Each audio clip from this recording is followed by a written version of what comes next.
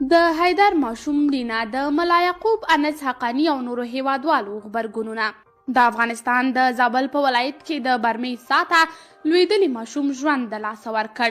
د ویلو ده چې زابلی ماشوم حیدر د 96 ساعتونو ژغورنې عملیاتو نه وروسته د ساه نه راوویستل شو چې په روغتون کې ساه ورکړه. د طالبانو یو تن چارواکي انس حقانی د خپل ټویټر پاڼې له لارې لیکلي دي چې په ډېرې خواشینۍ سره چې حیدر د تل لپاره زموږ نه جلا شو. هغه ویلي دي چې هیواد نن یو ځل بیا د یوې غمجنې پیښې کوربه دی. د ویلو ده چې حیدر د تیرې چهارشنبې په ورځ د برمې ساته لوېدلی و چې د ژغورنې په خاطر یې عملیات پیل شوي و. ملا یعقوب د پیښې ځای کې اعلان کړی هر چا چې ساه او برمکارۍ کار کولو او سر یې نه و پټ ټول وګړي مسؤلیت لري چې ساه او برمه بیرته له خاورو او کاڼو ډکه کړي. د حکومت وزیر دفاع سیمې کې خلکو ته هدایت کړی وګرځئ چې بې سرپوښه ساه برمه ګورئ له کاڼو او تیږو یې ډکه کړئ. که چا مو د دې کار مخنیوی کولو نو د امارات ځایي مسؤلینو ته خبر ورکړئ.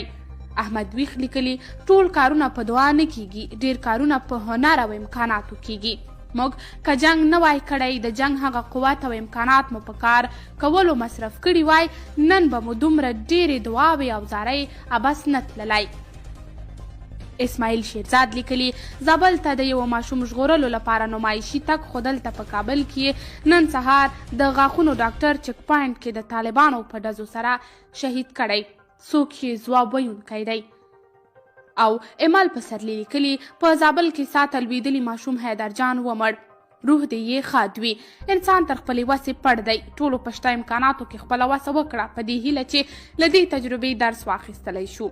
میندې پلرونه په اولاد پام ډیر کړي. د څاګانو خولې پټې یا یې ژۍ دومره لوړې شي چې ماشوم ور ونه لویږي.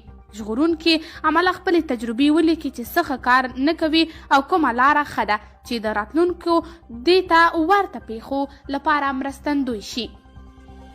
د تجربو لیکل او یادښتول لکه زینې جوړول انسان پرې مخ په موږ چې دا کار نه کوو هر یو هر څه له سره باید تجربه کړو چې دلیل به یې څه وي بېغوري که د لیکلو او تجربو شریکولو په چل نه پوهیږو.